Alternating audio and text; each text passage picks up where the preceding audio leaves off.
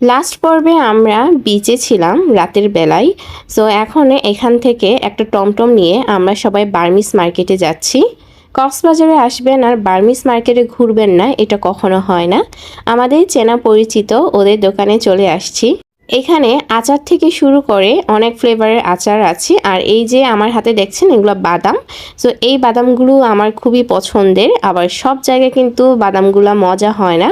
তো আমাদের কেনাকাটা সব শেষ হয়ে গিয়েছে, তারপরও এই যে ও বলতেছে যে লাস্ট এই আচারটা ট্রাই করো, যদি ভালো লাগে নিতে পারো। সো আমরা ওর কথায় ওই একটা আচার সবাই ভাগাভাগি করে টেস্ট করে দেখলাম। সো আমার কাছে খুবই ভালো লেগেছে, সো মিথিলার কাছেও ভালো লেগেছে, তাই আমরা আবার নিয়ে নিলাম এই আচারটা।